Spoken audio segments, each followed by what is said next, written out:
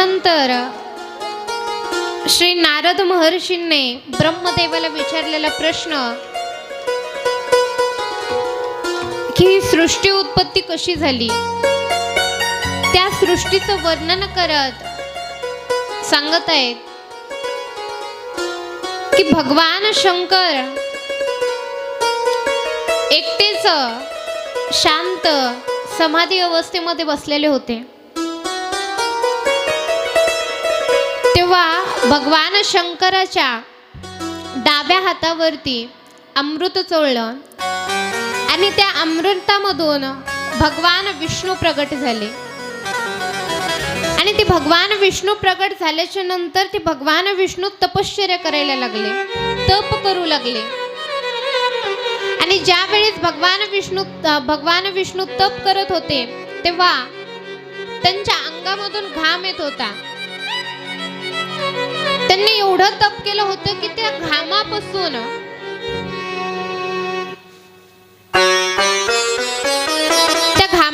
अफाट असं पाणी उत्पन्न झालं. ते पाणी म्हणजे क्षीरसागर. त्या क्षीरसागरावरती आमचे विष्णू भगवंत आणि विष्णू भगवंताच्या घामातून उत्पन्न झालेले ते क्षीरसागरामध्ये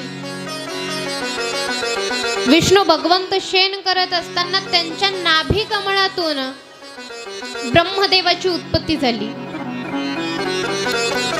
आणि त्या ब्रह्मदेवाची उत्पत्ती झाल्याच्या नंतर आमचे चार मुखाचे असणारे ब्रह्मदेव इकडे तिकडे बघायला लागले की माझी उत्पत्ती नेमकी झाली कुठून. खूप शोध घेतला की माझी उत्पत्ती कुठून झाली असेल. जिकडे तिकडे बघितलं तर दूर दूर पर्यंत पाणीच दिसत होतं, कुठेच कोणी दिसत नव्हतं. खूप शोध घेतला, हजारो वर्ष शोध घेतला. ते नाभी कमळ दिसलं. त्या नाभी कमळामध्ये आमच्या ब्रह्मदेवाने प्रवेश केला आणि त्या नाभी कमळामध्ये प्रवेश करून तिथे बघू लागले की नेमकी उत्पत्ती आपली कुठून झालीये. 1 वर्ष नाही, 2 वर्ष नाही, 3 वर्ष नाही, बघता बघता हजारो वर्ष होऊन गेले.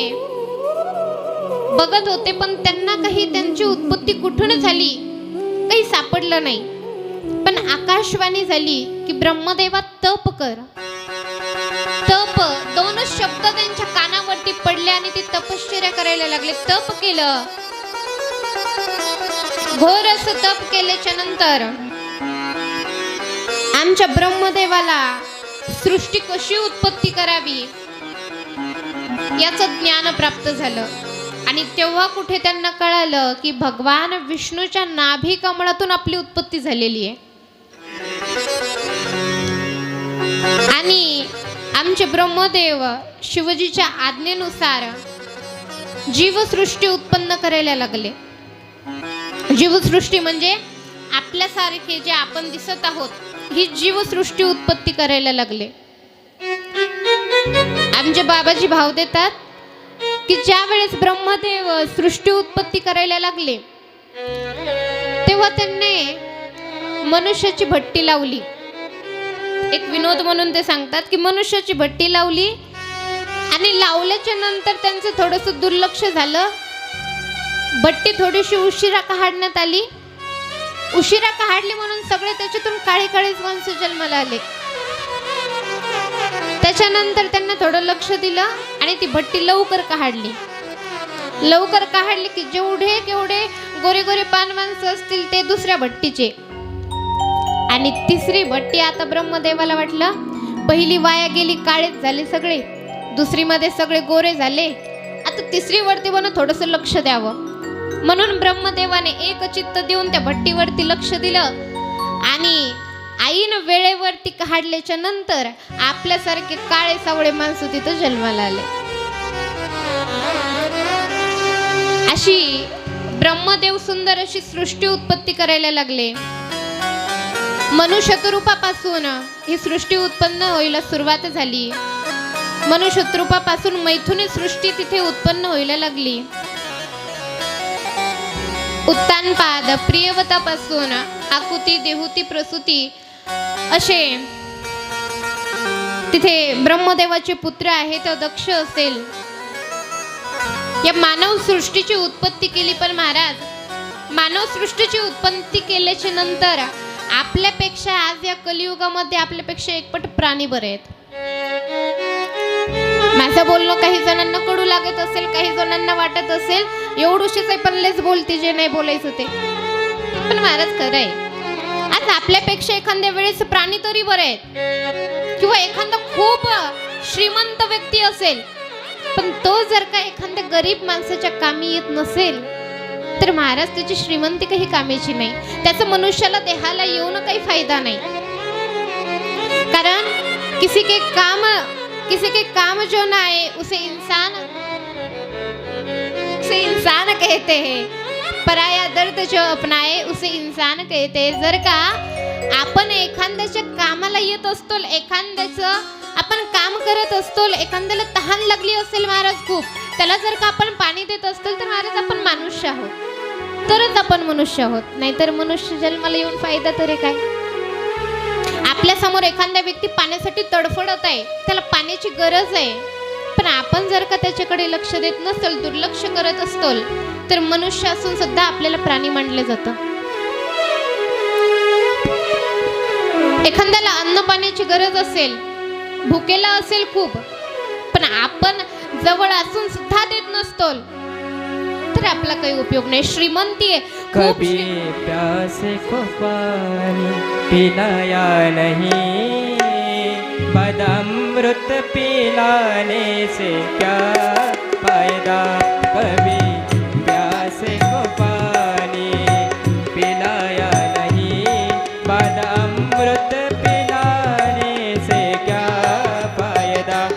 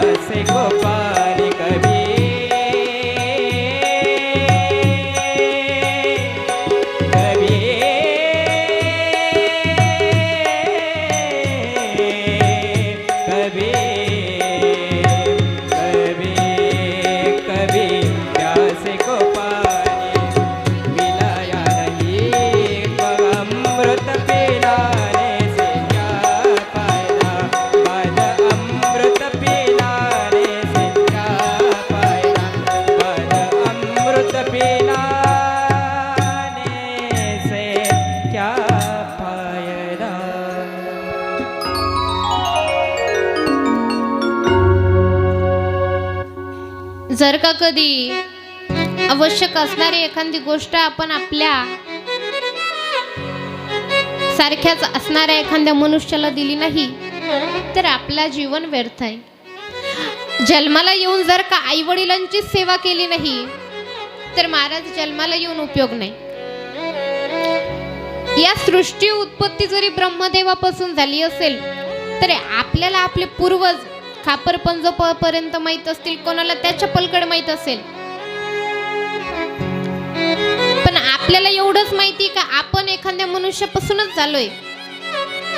मग महाराज जन्माला आल्याच्या नंतर आई वडिलांची सेवा करणं हे सर्वात महत्वाचं आहे. कारण जर का बघायला गेलं तर आज प्रत्येकाला देव दिसत नाही किंवा प्रत्येक जण देवावरती भाव ठेवत नाही. एखाद्या वेळेस माणसामध्ये सुद्धा देव बघणार नाहीत, पण महाराज आई वडिलांमध्ये प्रत्येकाने देव बघावा. कारण एखादा मुलगा असेल, त्या मुलाला काय हवंय हे कोणीच जाणू शकत नाही. जन्माला आलेलं जे मूळ असतं ते मूल 5 वर्षाचं असो, 5 महिन्याचं असो किंवा 5 दिवसाचं असो,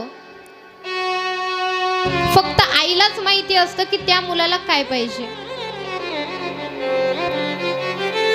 मुलगा झाल्या जर का रडायला लागला तर आई जवळ आल्याबरोबर तो शांत बसतो. ही ताकद आईमध्ये आहे. म्हणून जन्माला आल्याच्या नंतर आई वडिलांची महाराज सेवा करावी. प्रत्येक माणसासोबत माणुसकीप्रमाणे वागावं. आणि जो कोणी धर्माला अनुसरून प्रत्येकामध्ये देव बघून जगत असेल तर महाराज तोच खरा मनुष्य आहे. त्याला भगवंताची दुसरी काही सेवा करायची गरजच नाहीये. असं या सृष्टीचं वर्णन सांगत असताना अचानक नारद महर्षीने देवाला प्रश्न केला, ब्रह्मदेवाला, की ब्रह्मदेवा, आमचे भगवान शंकर कैलास पर्वतावरती राहण्यासाठी कधी गेले आणि का गेले? तेव्हा ब्रह्मदेव सुंदर असं सांगायला लागले की म्हणे, एक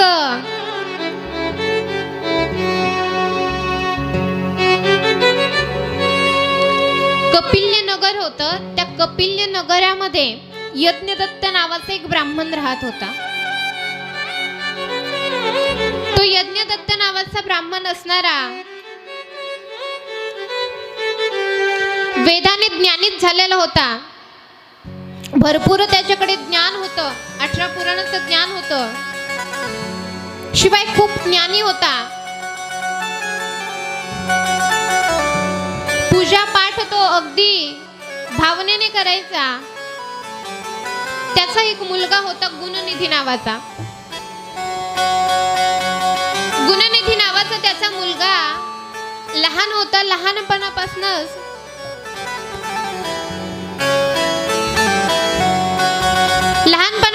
तो गुणनिधी ब्राह्मणांचे त्याच्यामध्ये काही लक्षणं दिसत नव्हते. ब्राह्मण पद्धतीचे त्याला शिक्षण घेण्याकरिता पाठवलं. ते शिक्षण घेण्याऐवजी तो दुसरं शिक्षण घ्यायचा. आईला माहिती होतं की आपला मुलगा काही शिकत नाहीये, पण आईने दुर्लक्ष केलं. बघता बघता मुलगा लहानाचा मोठा झाला. मोठा झाल्यावरती जे काम करायचे नाही ते काम करू लागला. वाईट मित्रांच्या संगतीमध्ये बसू लागला. बघा, आपला मुलगा कोणाची संगती करतोय हे आपण अगोदर बघितलं पाहिजे. शाळेमध्ये ते किती मार्क घेतोय, शाळेमध्ये त्याचं किती समोर जातोय हे नंतर बघावा. अगोदर त्याला संगती काय आहे ही अगोदर बघायची. आईचं कर्तव्य काय असेल तर आपल्या मुलाला चांगली संगत देणं हे आईचं पहिलं कर्तव्य आहे. कारण एखादा मुलगा खूप शिकलेला असेल, खूप त्याचे संस्कार चांगले असतील, पण जर का वाईटाच्या संगतीमध्ये लागला तर महाराज त्याला बदलायला वेळ नाही लागणार. कारण जर का एखादा पांढरा शुभ्र आपण कलर घेतला आणि त्या कलर मध्ये जर का दुसरा एखादा टाकायला गेलो तर त्या पांढऱ्या कलर मध्ये तो लवकर मिक्स होऊन जातो. तसं एखाद्या व्यक्तीची जर का चांगली संगत असेल, चांगले त्याचे गुण असतील, पण जर का तो वाईट संगतीमध्ये बसला तर महाराज त्याला वाईट संगती लागणार.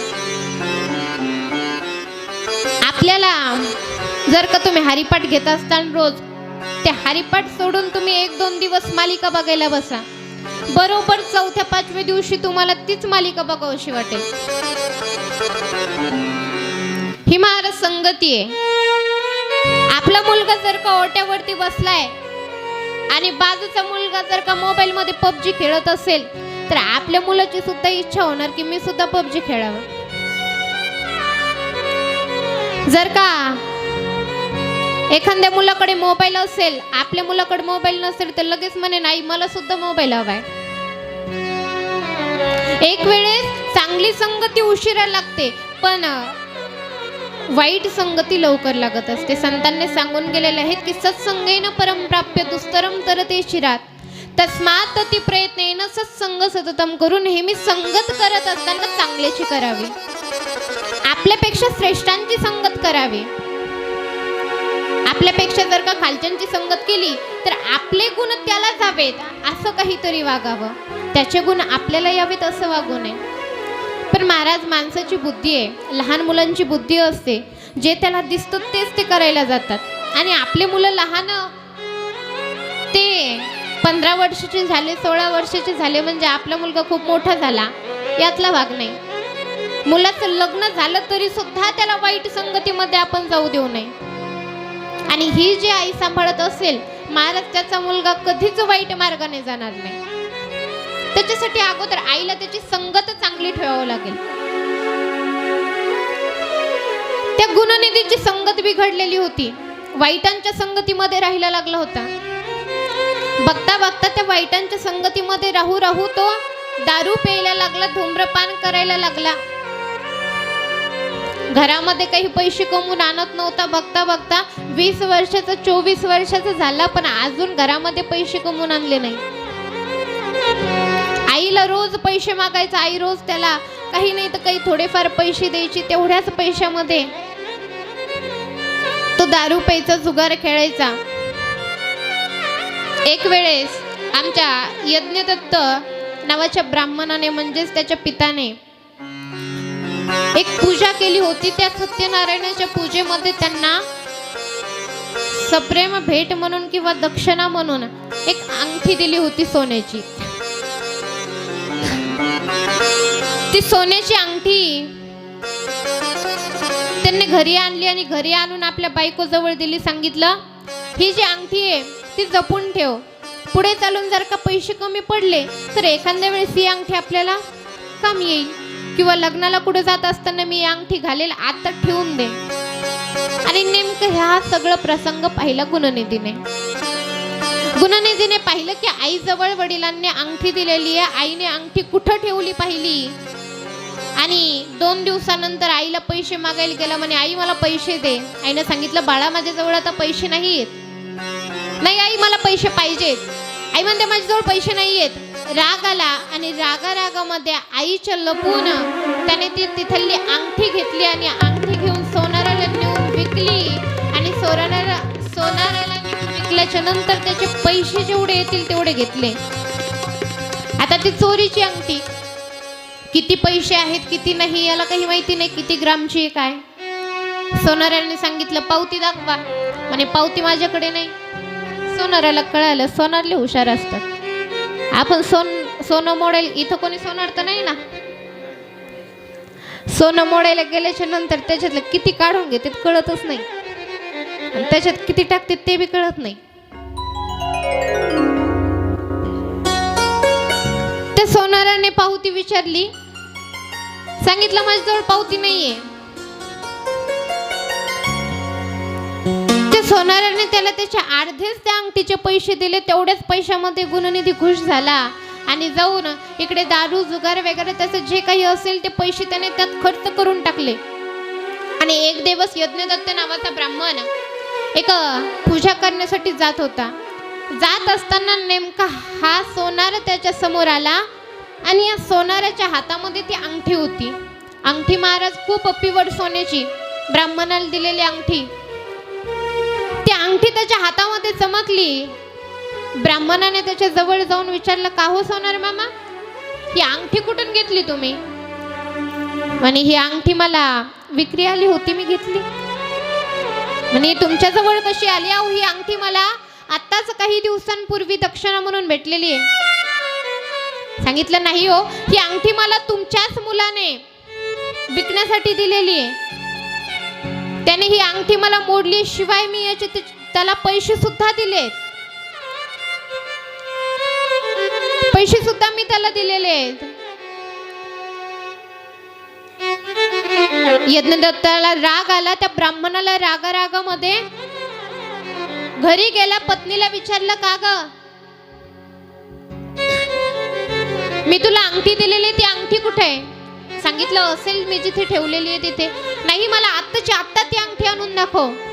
अंगठी आणायला गेली महाराज. इकडे तिकडे बघते, कुठेच अंगठी दिसायना.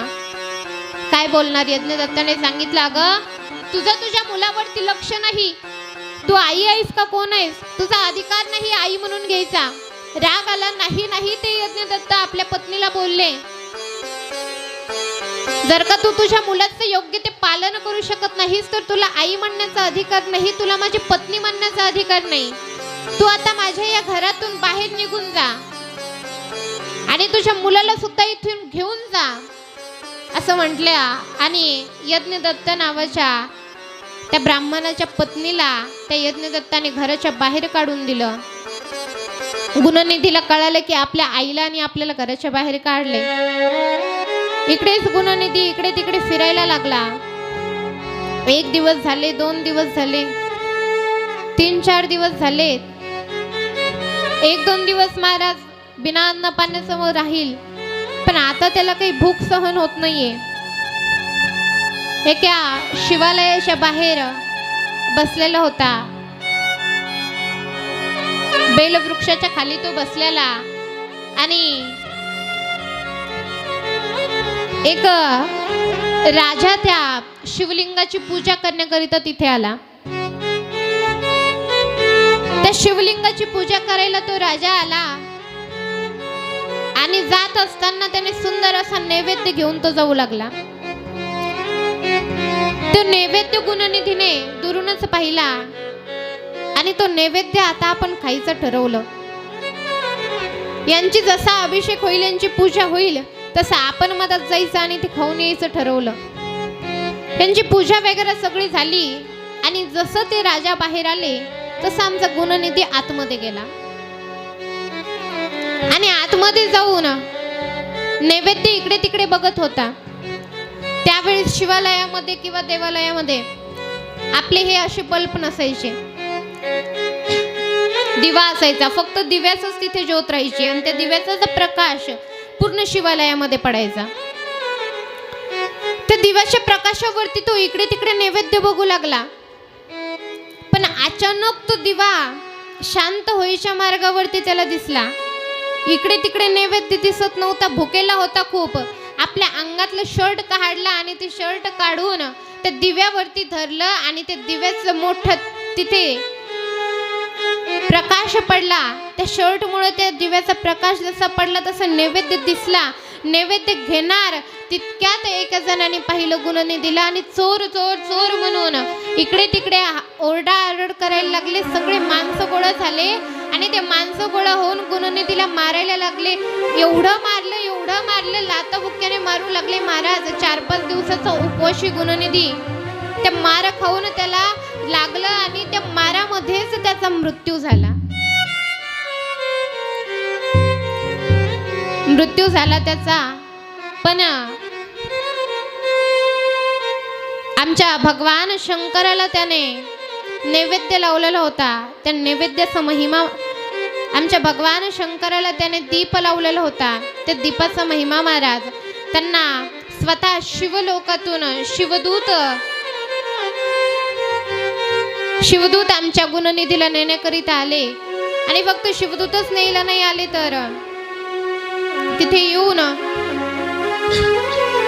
आदर सन्मान करत त्यांना शिवलोकामध्ये नेण्यात आला आणि शिवलोकामध्ये नेऊन गुणनिधीचा अतिथ्य तिथे सुंदर असा केला आणि आतिथ्य करून आमच्या गुणनिधी सोबत काही दिवस गुणनिधी तिथे राहायला लागला. काही दिवस राहिला आणि नंतर त्याचं तिथलं पुण्य संपल्याच्या नंतर भगवान शंकर त्याच्यावरती प्रसन्न होऊन त्यांना एक राजा बनवतात. दम नावाचा राजा भगवान शंकरांनी त्यांना बनवलं आणि पृथ्वी तलावरती तो राजा म्हणून निवास करू लागला. ज्या वेळेस तो निवास करत होता त्यावेळेस त्याने सगळीकडे त्याने आपल्या राज्यामध्ये सगळ्यांना सांगून ठेवलं की काय करायचंय, आपल्याला रोज भगवान शंकराला दीप लावायचे. प्रत्येक घरामधून एक एक दिवा भगवान शंकराला आला पाहिजे, असं त्याने सगळीकडे प्रचार केला. बघता बघता त्याच्या राज्यातले सर्व लोक भगवान शंकरासाठी दिवे घेऊन यायचे, रोज दीप लावायचे. अफाट त्याचं पुण्य झालं. महाराज आतापर्यंत तो एकटाच दिवा लावत होता, पण राजा असल्यामुळे सर्व प्रजेला सांगितलं की प्रत्येकाने दिवा आणायचे. प्रत्येक घरचे तिथे दिवा आणून लावत होते. भगवान शंकर त्याच्यावरती प्रसन्न झाले, खूप प्रसन्न झाले आणि प्रसन्न होऊन सांगितलं, वरदान माग, काय मागायचंय? म्हणे देवा मला काहीच वरदान नको. भगवान शंकराने सांगितलं, अरे मी तुझ्यावर प्रसन्न झालोय. नाही म्हणे मला देवा काहीच वरदान नको, मला फक्त तुमच्या भजनामध्ये तल्लीन व्हायचंय, तुमचं भजन मला करायचंय. सांगितलं ठीक आहे. आणि हा दम नावाचा राजा काही वर्ष तिथे राज्य करून नंतर भगवान शंकराची तपश्चर्या करण्याकरिता निघाला आणि भगवान शंकराची तपश्चर्या करायला लागला.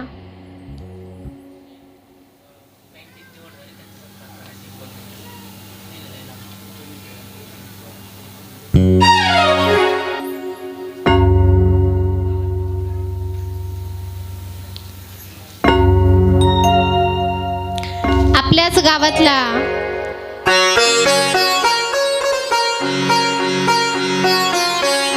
अक्षय रामेश्वरराव खंदारे, रमेशराव खंदारे दादांची निवड आपल्या पोस्ट बँकमध्ये, महाराष्ट्र पोस्ट बँकमध्ये झालेली आहे मुंबईला.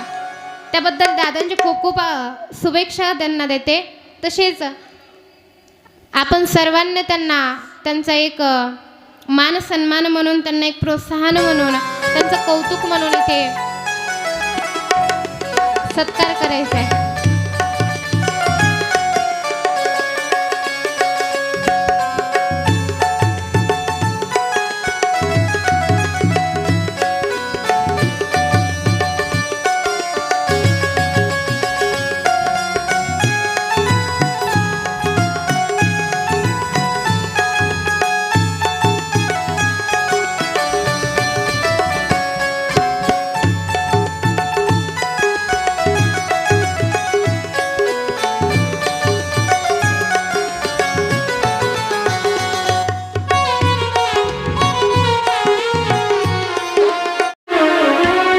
शिव नाम तेरी महिमा तीनों लोक गाए. शिव नाम तेरी महिमा तीनों लोक गाए. शिव नाम तेरी महिमा तीनों लोक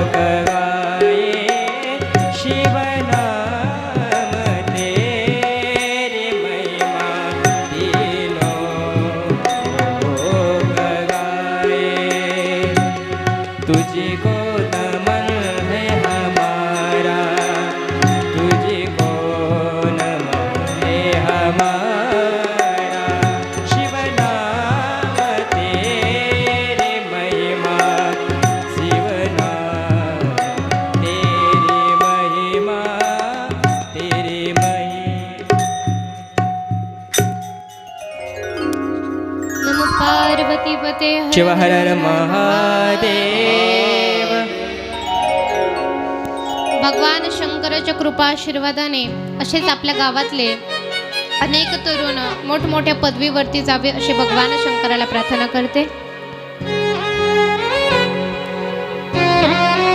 तर अशा या दम नावाच्या राजाला भगवान शंकर प्रसन्न झाले, पण भगवान शंकराकडे निष्पापपणे काहीही न मागता काही दिवस राज्य करून परत तपश्चर्या करण्याकरिता निघाले. भगवान शंकराची तप करायला लागले. त्या तपावरती भगवान शंकर परत प्रसन्न झाले. आता जेव्हा प्रसन्न झाले होते तेव्हा स्वयं पार्वती मातासह जुगल सरकार त्यांच्या समोर प्रगट झाले.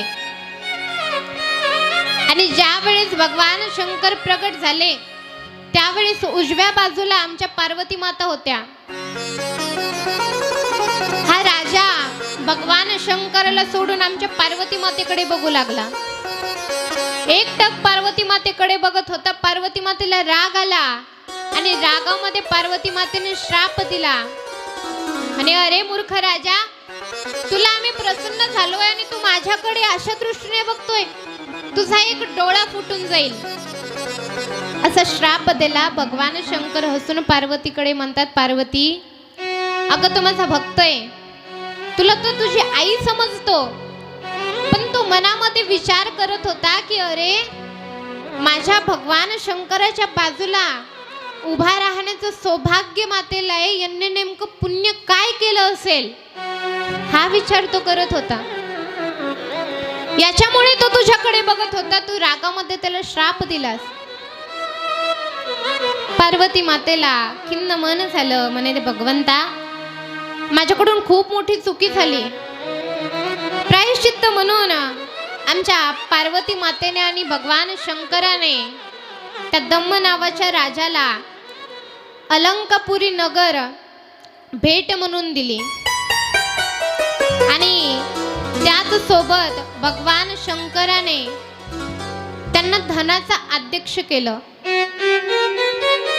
जे आपण कुबेर महाराज म्हणतो, जे कुबेराची आपण पूजा करतो, ते कुबेर दुसरे कोणी नाहीत, पूर्वी जन्मीचा गुणनिधी आहे, पाप करणारा, आई वडिलांचा त्याग करणारा, आई वडिलांचं कधी न ऐकणारा, घनघोर पाप करणारा ब्राह्मण गुणनिधी, तोच आज कुबेर म्हणून आज सुद्धा आपण त्याची पूजा करत असतो. म्हणून मी तुम्हाला पहिल्या दिवसापासून म्हणते की दिवे आणत जा. त्याने दिवा लावला म्हणून तो धनाचा अध्यक्ष झाला. आपण दिवा लावल्यावर कमीत कमी आपल्या संसारात थोडं तर धन येईल ना. म्हणून तुम्हाला सांगते पहिल्यापासून की दिवे आणत जा म्हणून. असं ते गुणनिधीला भगवान शंकर प्रसन्न होऊन त्याला अलंकापुरी नगर दिला आणि कुबेर म्हणजेच धनाचा अध्यक्ष केलं. दिवाळीच्या दिवशी आपण कुबेराची पूजा करतो धनाची, ती म्हणजे या कुबेराची पूजा. आणि आता अलंकापुरी नगर भेट दिल्याच्या नंतर महाराज ते कुबेराला वाटलं की भगवान शंकराने आपल्याला एवढं काही दिलंय, एवढा मोठा धनाचा अध्यक्ष केलंय, आणि आमचे भगवान शंकर पार्वती माता सोबत हिमालयावरती राहतात स्मशान भूमीमध्ये. कुठेतरी माझ्या महादेवाला राहण्याची जागा हवी, माझा महादेव माझ्या जवळ असावा, असं त्यांच्या मनामध्ये भाव आला. आणि भगवान शंकराजवळ जाऊन म्हणतात, देवा, तुम्ही मला एवढं मोठं वरदान दिलं, एवढं काही माझ्यासाठी केलं, पण देवा माझी एक इच्छा आहे की तुम्ही माझ्या जवळ कुठेतरी राहावं, कुठेतरी तुम्ही माझ्या जवळ राहावं अशी माझी इच्छा आहे. देवा, तुम्ही माझ्या जवळ येऊन राहा. भगवंताने सांगितलं, नाही नाही, मला इकडे तिकडे या संसारात राहण्यात काहीच इंटरेस्ट वाटत नाही, मला काही यावं वाटत नाही म्हणे. नाही म्हणे, देवा माझ्यासाठी या ना. तितक्यात आमच्या पार्वती माता म्हणतात, देवा एवढी छान संधी आहे, चला की. आमच्या माता माऊल्यांना एखादं सुंदर घर बघितले की असं वाटतं कधी त्या घरामध्ये जाऊन कधी नाही. ते पार्वती माता त्या सुद्धा स्त्री म्हणे, देवा मला सुद्धा घर पाहिजे, सुंदर राहायला घर पाहिजे. कुबेराला सांगितलं, कुबेरा तू धनाचा अध्यक्ष आहेस ना, आम्हाला एक सोन्याचं सुंदर घर करून दे म्हणे. सांगितलं, ठीक आहे माते. एकाच रात्रीमध्ये आमच्या कुबेर महाराजांनी सुंदर असं चहूकडून पाणी आहे आणि मधात सुंदर अशी एक नगर तिथे तयार केलं. एकाच रात्रीमध्ये सोन्याचं, ते सोन्याचं नगर तयार केलं, सुंदर घर बांधलेलंय. त्या घराची आता वास्तुशांती करायची होती. बघा, घर बांधल्याच्या नंतर जो घराचा मालक असतो, म्हणजे घरात जे राहणारे असतात, त्यांनी वास्तुशांती केल्याशिवाय त्या घरामध्ये कधी प्रवेश करू नये. प्रवेश केला तरी त्या घरामध्ये कधी झोपू नये. कारण वास्तू जो असतो तो वास्तू आपण त्याची शांती अगोदर केली पाहिजे. कारण ते घर बांधताना ते सिमेंट आपण एकीकडून आणतो, वाळू एकीकडून आणतो, विटी एकीकडून आणतो. परत ते बांधणारे कोण असते ते आपल्याला माहीत नसतं. ते बांधताना कोणत्या हेतूने बांधतात ते आपल्याला माहीत नसतं. आपण बांधल्याच्या नंतर आपल्या घरावर किती जणांची नजर आहे ते आपल्याला माहीत नसतं. घर एवढं सुंदर दिसतंय म्हणून किती जण बोटं मोडतात आपल्या माघारी ते आपल्याला माहीत नसतं. म्हणून त्या घराच्या अगोदर वास्तुशांती केली पाहिजे. त्या घरामध्ये शांतता लाभावी म्हणून त्याची शांती करावी. त्या घराची शांती केल्याच्या नंतर त्या घरामध्ये आपण राहत असताना आपल्या मनाला सुद्धा समाधान प्राप्त होत असतं. आपण सुद्धा समाधानी तिथे राहतो म्हणून त्याची वास्तुशांती केली जाते. तसंच आता भगवान शंकरासाठी नवीन बांधलेलं घर त्याची वास्तुशांती करायची होती. मग ब्राह्मण सुद्धा आता देवाच्या घराची वास्तुशांती करायची म्हणलं ब्राह्मण योग्यतेचाच हवा. ब्राह्मण कोणता बोलवायचा तर आमच्या रावणाला बोलवलं. रावण हा खूप मोठा ब्राह्मण आहे. त्याच्या एवढा ज्ञानी या जगामध्ये अजून कोणी झाला नाही. रावणाला बोलवलं, सुंदर अशी वास्तुशांती केली. ज्या वेळेस तो वास्तुशांतीला गेला होता त्यावेळेस मंडोदरीला सोबत घेऊन गेला होता. आणि आमच्या बाया वास्तुशांतीला गेल्याच्या नंतर सगळं घर बघून येतात. मंडोदरी गेली, जेवढं यांची पूजा चालू होती तोपर्यंत ते सगळं घर बघून आली, सगळं नगर बघितलं. आणि हळूच रावणाच्या कानात जाऊन म्हणते, अहो घर लय सुंदर आहे ना. आणि असं तुला आवडलं का घर? हा म्हणे मला खूप आवडले. थांब म्हणे मग थोडं. पूजा वगैरे सगळं झाली, जेवण वगैरे आतिथ्य झालं. आणि झाल्याच्या नंतर भगवान शंकर म्हणायला लागले, हे ब्राह्मण देवता तुम्हाला काय दक्षिणा द्यायची? आणि देवा तुमच्याकडून काय दक्षिणा घ्यावी हो? काही नको आम्हाला. सांगितलं नाही नाही असं कसं, ब्राह्मणांकडून पूजा करून घेतली दक्षिणा द्यावीच. महाराज असतील, संत असतील, ब्राह्मण असेल, एखादा लहान मुलगा असेल, एखादा म्हातारा वृद्ध मुलगा म्हातारा असेल किंवा म्हातारी आजी असतील, त्यांच्याकडून काही करून घेतलं तर त्या बदल्यामध्ये त्यांना काहीतरी द्यावं. कारण ते स्वयं भगवंताचं स्वरूप असतं. म्हणे काहीतरी मागा. आणि देवा तुम्हाला द्यायचंच आहे का? हा म्हणे तुला दक्षिणा द्यायचीच आहे. मग तुम्ही जी वास्तुशांती माझ्याकडून या घराची करून घेतली ते घर मला द्या. घर पाहिजे. पार्वती मातेकडे बघितलं. पार्वती मातेने महाराज भगवान शंकराला माहिती होतं की आता भक्ताने मागितले म्हटलं देव देणारच. पार्वती मातेने आपली नजर खाली घातली. भगवान शंकराला कळालं पार्वतीची इच्छा नाही पण आता द्यावं लागेल. म्हणून भगवान शंकराने ती असणारी लंका, सोन्याची लंका, ती रावणाला देऊन टाकली. आपण म्हणतो रावणाची लंका, रावणाची लंका, पण ती रावणाची नसून कुबेर आणि भगवान शंकरासाठी बांधलेली लंका आहे. तीच रावणाला दिली.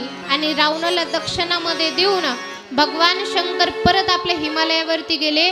पार्वती माता म्हणायला लागली, देवा एवढ्या वर्षानंतर कुठे घर भेटलं होतं ते बी तुम्ही तुमच्या भक्ताला देऊन टाकलं, आता काय करायचं? तेव्हा भगवान शंकराने डोळे बंद केले आणि डोळे बंद करून थोडासा विचार केला. आणि कैलास पर्वताचा जसा विचार केला तसा म्हणे, पार्वती मी तुला अशा ठिकाणी नेतो आता जिथे शांत वातावरण आहे, तुझ्याजवळ कोणी येऊ शकणार नाही, तुला प्रसन्न वाटेल अशा ठिकाणी नेतो म्हणे. अच्छा चला देवा. आणि पार्वती माता आणि भगवान शंकर कैलास पर्वतावरती गेले. आणि त्या कैलास पर्वतावरती जाऊन तिथे आमच्या पार्वती मातेचा ग्रह प्रवेश करून तिथे ते दोघं राहायला लागले. त्यामुळे भगवान शंकर कैलास पर्वतावरती राहण्याकरिता गेलेले. पुढे नारद महर्षी म्हणतात, देवा यापुढची सुद्धा कथा मला आमच्या भगवान शंकराची सांगा. कारण देवाची कथा ऐकत असताना कानाला गोड लागायला लागली. एवढी सुंदर देवाची कथा आहे, मला कथा सांगत राहा म्हणे. अच्छा ठीक आहे म्हणे, तुला कथा सांगतो, समोरची कथा ऐकायची ऐक म्हणे. एक संध्या नावाची माझी मुलगी होती. त्या संध्या नावाच्या मुलीला बघून माझं मन वेधित झालं, तिच्यावरती मी मोहित झालो आणि मोहित होऊन मी तिच्या पाठीमागे जेव्हा जात होतो तेव्हा ती भीतीने भगवान शंकराकडे पळाली आणि भगवान शंकराने जेव्हा बघितलं मी एका मुलीसाठी पळतोय तेव्हा भगवान शंकर माझ्यावरती हसायला लागले. जेव्हा भगवान शंकर माझ्यावरती हसले तेव्हा मला फार राग आला. पण त्यावेळेस भगवान शंकर सुद्धा क्रोधित होते. भगवंताने ब्रह्मदेवाकडे बघितला आणि ब्रह्मदेवाला म्हणाले, ब्रह्मदेवा, तुझ्यापासून उत्पन्न झालेल्या मुलीला तू तिच्यावरती मोहित झाला, वाईट नजर तू तिच्यावर टाकतोय. जावाने ब्रह्मदेवा, तुला श्राप देतो, पृथ्वी तलावरती तुझी कुठेच पूजा होणार नाही. कलियुगामध्ये तुला कुठेच मान सन्मान भेटणार नाही, तुझी पूजा कुठे होणार नाही सांगितलं. बघा, जर का ब्रह्मदेवाचा विचार करायला गेलं तर सर्वात श्रेष्ठ देव आहे. पण एका मुलीच्या पाठीमागे लागल्यामुळे, आपल्या वाईट नजर टाकल्यामुळे त्यांना भगवान शंकराने श्राप दिला की कलियुगामध्ये या पृथ्वी तलावरती तुझा कोणीच सन्मान करणार नाही, कुठेच तुझं मंदिर नसणार. म्हणून आज ब्रह्मदेवाचं मंदिर आपल्याला पृथ्वी तलावरती कुठेच बघायला भेटत नाही. असं भगवान शंकरांनी माझा अपमान केलेला होता. आता ब्रह्मदेवाने माझा, भगवान शंकराने माझा अपमान केलेला मला सहन झाला नाही आणि त्यांची परतफेड मला करायची होती. मला सुद्धा त्यांना एखाद्या स्त्रीच्या पाठीमागे लावायचं होतं. मी खूप प्रयत्न केले, इकडे तिकडे प्रयत्न केले, पण मला काही सापडलं नाही. यांना कसं यांचं तप भंग करावं, कसं यांना लग्न करायला लावावं, कसं यांची नजर एखाद्या मुलीकडे घालावी म्हणून. तेव्हा मी विष्णू भगवंताकडे गेलो. विष्णू भगवंताला जाऊन विचारलं, देवा, मला भगवान शंकराचं लग्न बघायचंय. भगवान शंकराचं लग्न बघायचंय, काहीतरी करा ना. ब्रह्मदेवाला म्हणायला लागले भगवान शंकर, अरे ब्रह्मदेवा, काय डोक्यावर पडले का काय? अहो, सगुण साकार निर्गुण असणारे परब्रह्म आहेत भगवान शंकर आणि त्यांच्याशी तुम्ही छळ करायचं ठरवताय. अहो, त्यांच्याशी छळ कोणीच करू शकत नाही. तुम्ही त्यांना हा हट्ट तुम्ही त्यांना पुरवू शकत नाही मी तुमचा. शिवाय ते तुमचे आजोबा आहेत, आजोबांविषयी तुम्ही असा भाव आणता. विष्णू भगवंताने त्यांची निंदा केली. पण आमच्या ब्रह्मदेवाने अंबिका मातेची तपश्चर्या केली. अंबिका मातेला पुकारलं आणि अंबिका मातेला बोलवल्याच्या नंतर त्यांचं घनघोर तप करून जेव्हा माता प्रसन्न झाल्या तेव्हा मातेला म्हणलं, माते, तुम्ही आता आमच्या भगवान शंकरासोबत लग्न करा. आणि ब्रह्मदेवा, हे काय बोलताय तुम्ही? भगवान शंकरासोबत आणि लग्न? अहो, भगवान शंकराला हे मान्य होणार नाही. काहीतरी दुसरं वरदान मागा. नाही म्हणे माते, मी यासाठीच तुमची तप केलाय. मातेला विचार पडला नेमकं करावं काय. शंकराचं ध्यान केलं आणि शंकरजीचं ध्यान करून म्हणायला लागले, देवा, आता काय करावं? विचार केला, जर का यांना हे वरदान दिलं नाही तर तपावरचा विश्वास महाराज सगळ्यांचा उठेल. म्हणून अंबिका मातेने त्यांना वरदान दिलं आणि वरदान देऊन दक्षाच्या पोटी सती रूपामध्ये ते जन्माला आल्या. आमच्या दक्षाला 60 कन्या होत्या. त्या 60 कन्येपैकी सर्वात लहान कन्या म्हणजे आमची सती माता. त्या सती माता जन्माला आल्याच्या नंतर काही काळ गेल्याच्या नंतर आमच्या भगवान शंकरासोबत सती मातेचा सुंदर असा विवाह झाला. आणि सती मातेचा विवाह झाल्याच्या नंतर एक दिवस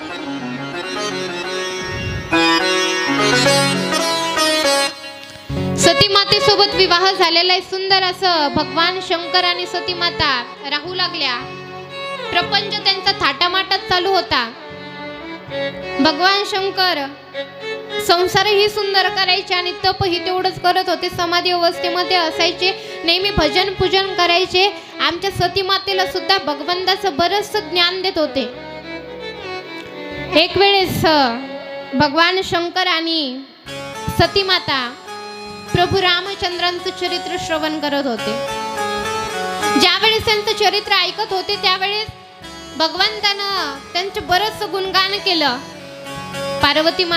सती माता म्हणायला लागले, देवा, तुम्ही एवढं यांचं गुणगान गाताय, पण हे तर आपल्या पत्नीसाठी इकडे तिकडे फिरायला लागले. जर काही खरे देव असते तर पत्नीची अभिलाषा करून असे फिरले कशाला असते? सांगितलं, सती माझ्या प्रभू विषयी मनामध्ये खिन्न विचिन्न असे विचार आणू नकोस. ते देव आहेत, परब्रह्म आहेत, माझे सुद्धा देव आहेत आणि तू त्यांच्याविषयी वाईट विचार करते. म्हणे नाही देवा, माझ्या मनामध्ये खंत आहे, मी यांची काय करते परीक्षा घेते. भगवान शंकराने सांगितलं नाही सती करू नकोस, तरी सुद्धा करायला गेल्या. पृथ्वी तलावरती आल्या आणि प्रभू रामचंद्र इकडे तिकडे आमच्या सती मातेचा शोध घेत होते.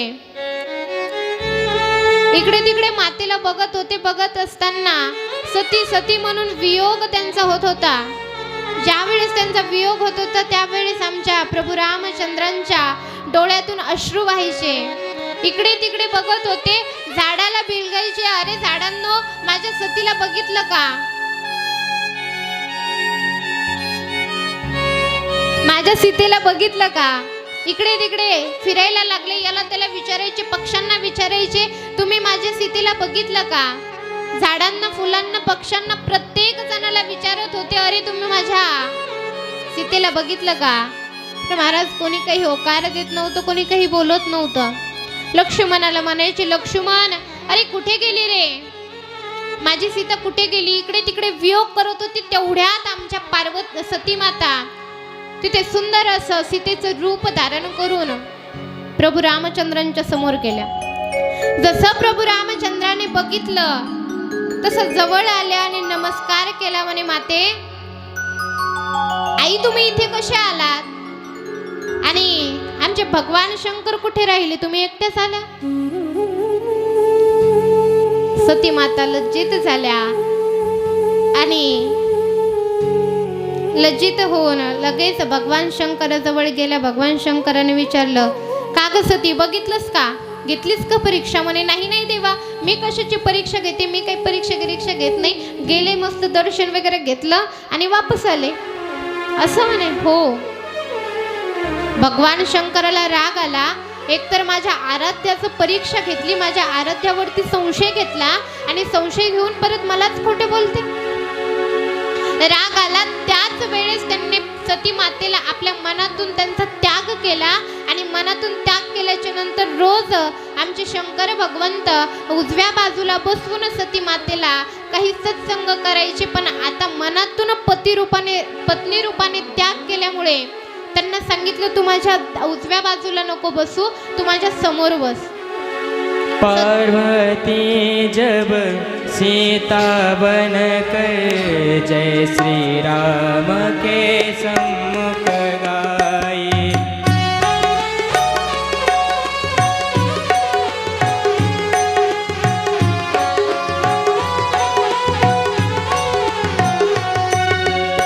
मन मेरा मंदिर शिव मेरी पूजा. मन मेरा मंदिर शिव मेरी पूजा.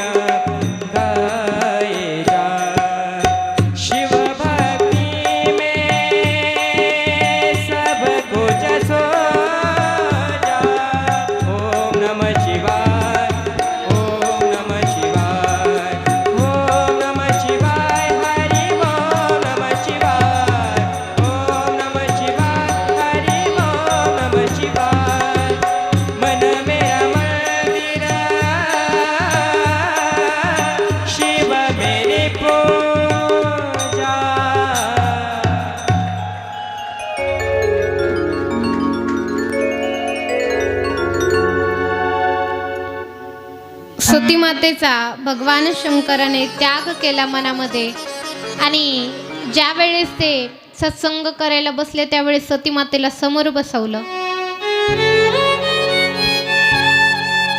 यापुढे एकदा ब्रह्मदेवाने आपल्या पुत्राला म्हणजेच दक्षाला सतीच्या पित्याला प्रजापती बनवायचं ठरवलं आणि दक्षाला प्रजापती बनवला. आता प्रजापती बनवल्याच्या नंतर अगोदर एक सभा घ्यावी लागत असते. ती सभा घेण्याकरिता सगळे देवदेवता तिथे उपस्थित झाले. मेन आमचे 3 देवता ब्रह्मदेव, विष्णू आणि शंकर, या तिघांना आसन टाकलेलं आहे. इकडे सर्व 33 कोटी देव आहेत, त्याच्या बाजूला गंधर्व आहेत, सर्वजण तिथे उपस्थित आहेत. आणि सर्वांची उपस्थिती झाल्याच्या नंतर प्रजापतीची उपस्थिती होणार होती. म्हणजे जर का एखादी सभा किंवा एखादा कार्यक्रम एखाद्या विशिष्ट व्यक्तीसाठी ठेवलेला असेल तर तो व्यक्ती सगळ्यात शेवटी सगळे बसल्याच्या नंतर येत असतो. तसं दक्ष आता प्रजापती झालेला होता. तो प्रजापती झाला म्हणून ती सभा ठरवलेली होती. त्या सभेमध्ये सगळ्यांचा तिथे आलेले होते आणि आता दक्ष प्रजापतीचं आगमन होणार होतं. जसं दक्षाचं आगमन होणार तसं सर्वजण उभा राहून त्यांना नमस्कार करायला लागले. सर्वांनी नमस्कार केला, सर्वजण उठून उभा राहिले. पण महाराज असणारे त्रिदेव उठले नाही. म्हणजे ब्रह्मदेव, विष्णू आणि भगवान शंकर उठले नाही. दक्षाने विचार केला की अरे माझ्या स्वागतासाठी सगळे उठले पण हे तिघच उठले नाहीत. या जगातल्या लोकांचं असंच आहे बघा. आपण किती चांगलं केलंय हे कधीच बघत नाहीत, आपण किती वाईट केलंय हे बघतात. किती जण उभा राहिलेत हे त्याने बघितलं नाही, किती जण खाली बसलेत हे बघितलं. आणि मनामध्ये विचार करायला लागला की अरे ब्रह्मदेव उठले नाही, माझे पिता आहेत, नाही उठले तर ठीक आहे. विष्णू भगवंताकडे बघितलं, विष्णू भगवंत म्हणे माझे आजोबा आहेत, नाही उठले ठीक आहे. पण हा भगवान शंकर का बसलाय? भगवान शंकर माझा जावई आहे, जावई माझा अपमान केला, जावई म्हटल्याच नंतर उभा राहिला पाहिजे, त्याने सगळ्यात अगोदर माझं आतिथ्य केलं पाहिजे, पण तोच खाली बसलाय. राग आला आणि रागामध्ये त्या सभेमध्ये बोलायला लागला की म्हणे अरे ही एवढ्या इथे सर्व ही ज्ञानी लोकांची सभा भरलेली आहे, या ज्ञानी लोकांमध्ये एक मूर्ख व्यक्ती कशाला आलाय? अशी उपमा शंकर भगवंताला देऊ लागला. भगवान शंकराचा अपमान करायला लागला. म्हणे इथे सर्व ज्ञानी आलेत, मूर्ख येऊन बसलाय, इथे सर्व जण उभे आहेत, एकच जण बसलाय, हे कशासाठी? म्हणे या ज्ञानियांच्या सभेमध्ये या मूर्खाला नेमकं बोलवलंय कोणी?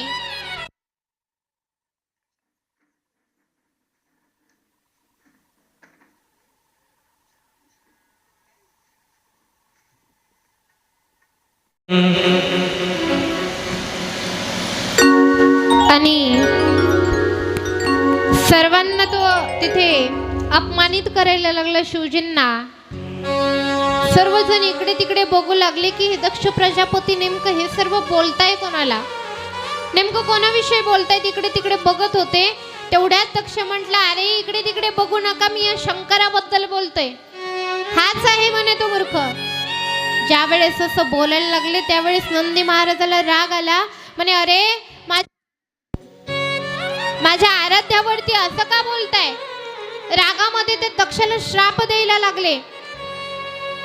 ज्या वेळेस त्या दक्षाला श्राप दिला तेव्हा दक्षाने सुद्धा नंदी महाराजांना श्राप दिला. तेवढंच नाही, तिथे जे साधू संत उपस्थित होते त्या साधू संताला आमचे नंदी महाराज श्राप द्यायला लागले. म्हणे अरे एवढे मोठे मोठे तुम्ही साधू आहेत आणि साधू असून भगवान शंकराचा अपमान सहन करताय, तुमच्या आराध्याचा अपमान सहन करताय, तुमच्या देवाचा अपमान सहन करतात, हे काही झालेला तुम्हाला सहन तरी कसा होतोय? नंदी महाराजाला राग आला आणि सर्वांना तिथले श्राप द्यायला लागले. म्हणे या संतांना, असे जे संत असतील हे संत कलियुगामध्ये ढोंगर घेऊन येतील म्हणे. तर दक्षाला सांगितलं, अरे दक्षा, एवढं तू बोलतोयस ना, जा म्हणे, तुला मी श्राप देतो की तुझं धड वेगळं होईल म्हणे. तुला एखाद्या पशुचं धड लागेल. तुला पशुप्रमाणे तू एखाद्या बोकड्याप्रमाणे बोलतोयस, बडबड बडबड करायला लागलास, माझ्या शिवजींचा अपमान करायला लागलास, तुला बोकड्याचं मुख भेटेल म्हणे. ज्या वेळेस असे श्रापश्रापी चालू होते तेव्हा आमचे भगवान शंकर शांततेत तिथून उठले आणि आपल्या कैलास पर्वतावरती जवळले.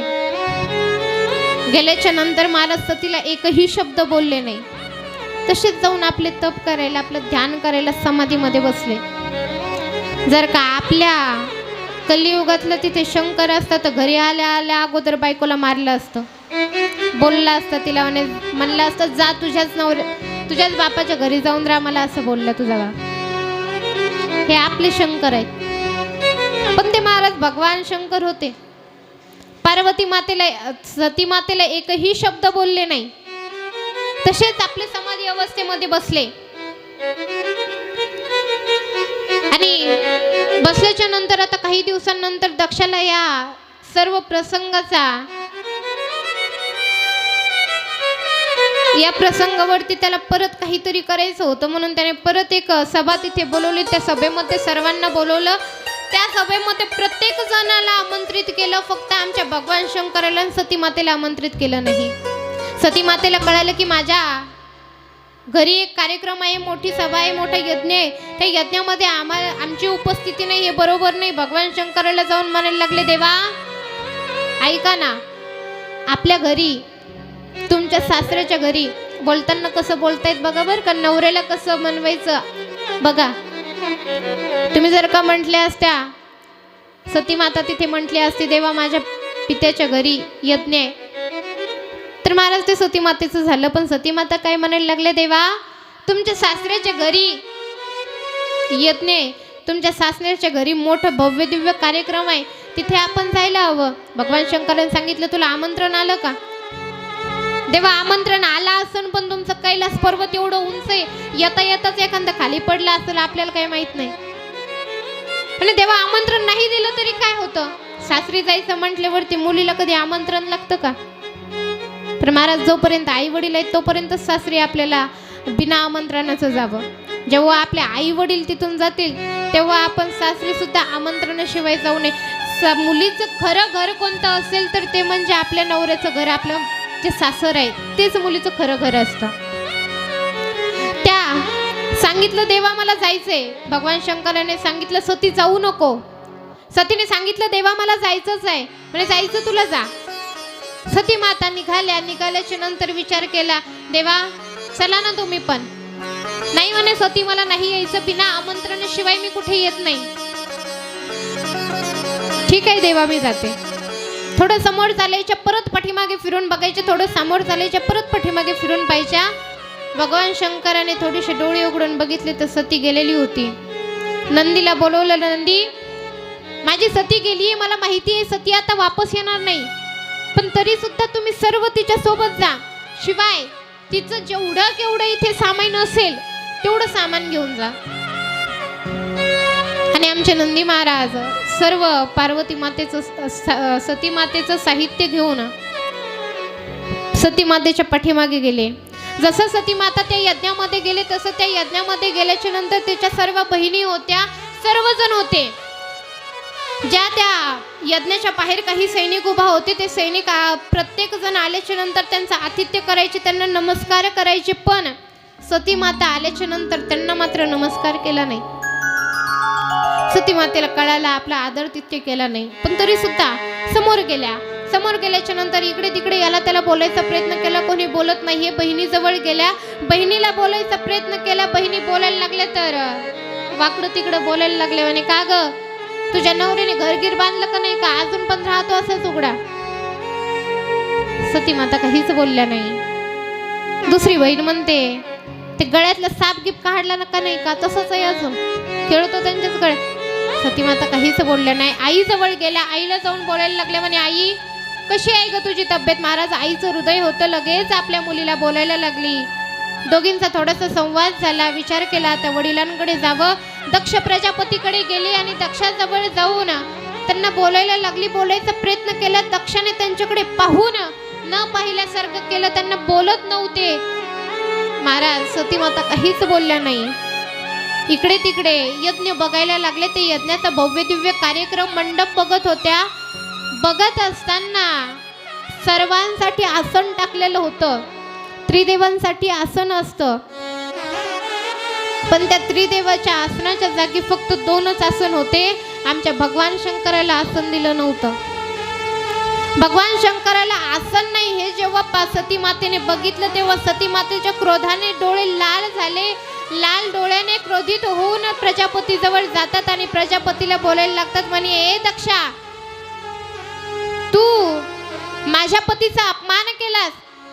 माझ्या पतीला तू इथे जागा दिली नाहीस. माझ्या पतीचा तू त्याग केलायस. तुझ्यापासून भेटलेला हा जो देह आहे, या देहाचा त्याग करणार आहे. कारण जर का मी उद्या कैलास पर्वतावरती गेले आणि माझ्या शंकराने मला प्रेमाने म्हणायला लागले, दक्षिणी जर का मला ते म्हटले आणि दक्षिणी म्हणून जर का त्यांनी मला प्रेमाने हाक मारली, तर माझ्या मनामध्ये खंत येईल की अरे, मी एका दक्षाची जी पुत्री होते, त्याच दक्षाने माझ्या पतीचा अपमान केलाय. देवाचे देव महादेव आहेत तरी सुद्धा तुम्ही त्यांचा अपमान केला. अपमान सहन नाही झाला आणि त्याच यज्ञामध्ये आमच्या सती मातेने त्यांचा देहाचा त्याग केला.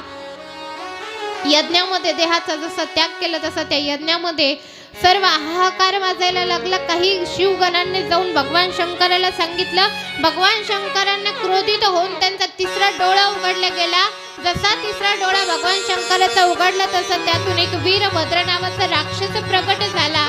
तो वीरभद्र नावाचा राक्षस त्या यज्ञामध्ये आला. यज्ञामध्ये आल्याच्या नंतर इकडे तिकडे हत्या चालू झाली. शिवगण प्रत्येक तिथल्या जणांना मारू लागले. प्रत्येकाची तिथे हत्या, सर्व तिथे शस्त्र अस्त्र प्रहार होऊ लागले. यज्ञाच्या जागी सर्व रक्त भांबाळ झालं होतं जिकडे तिकडे. आणि आमचे नंदी महाराज मारू लागले. भृगु असतील, वशिष्ठ असतील, प्रत्येकाला तिथे मारहाण चालू होती. आणि त्या दक्षाजवळ तो वीरभद्र नावाचा राक्षस गेला आणि दक्षाजवळ जाऊन त्याचं धड वीरभद्राने शरीरापासून वेगळं केलं आणि ते शिर जसं वेगळं केलं तसं ते शिर एक बाजूला जाऊन पडलं आणि धड बाजूला पडलं आणि त्या दक्षाचा तिथे देहांत झाला. महाराज दक्षाचा देहांत झाला. पण आता भगवान शंकराला सतीचा वियोग होत होता. तो सतीचा वियोग आमच्या भगवान शंकराला सहन होईना. राग आला होता.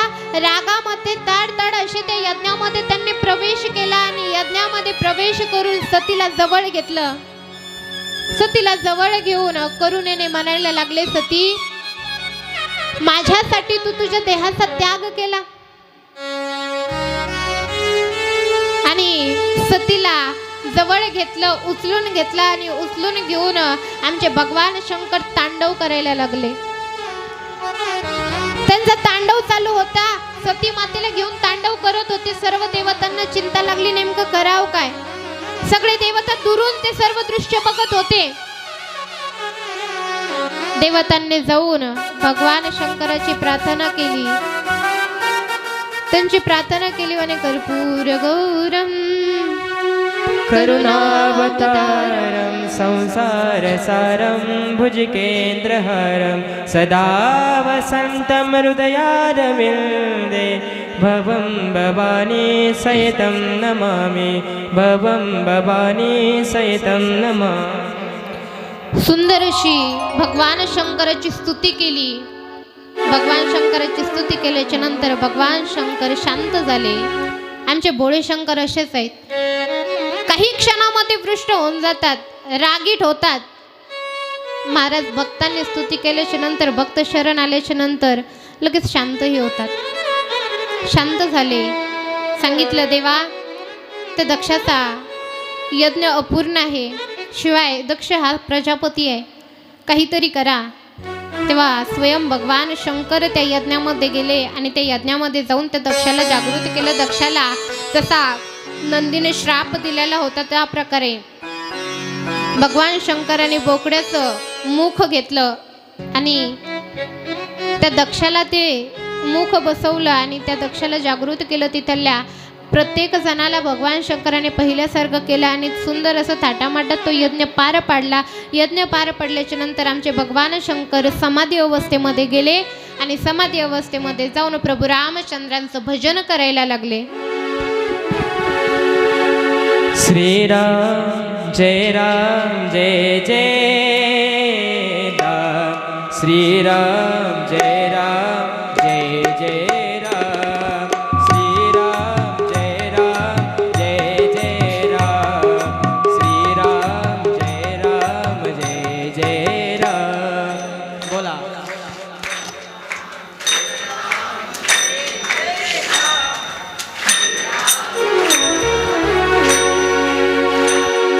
श्रीराम जय राम,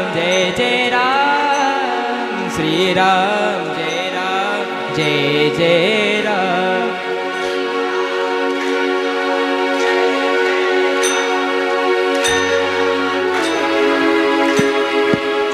हरे श्रीराम जय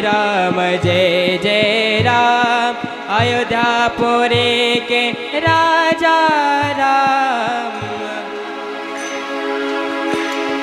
प्रेम के साथ श्री राम जय राम, अयोध्यापुरी के जय राम. ताली के साथ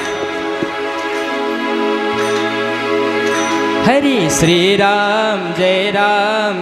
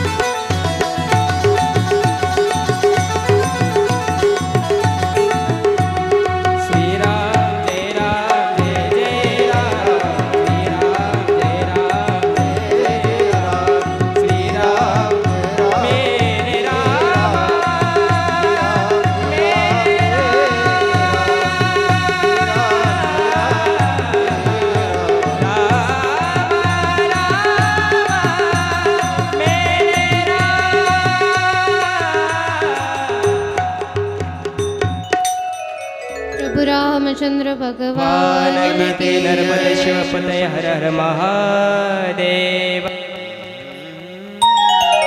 आमचे भगवान शंकर तपश्चर्या करण्यामध्ये समाधीमध्ये लीन झाले. इकडे एक तारकासूर नावाचा दैत्य हाहाकार माजवायला लागला. त्या तारकासुराला भगवान ब्रह्मदेवाचं वरदान होतं की तुझा मृत्यू, तुझा देहांत हा भगवान शंकराच्या पहिल्या पुत्रापासून होईल.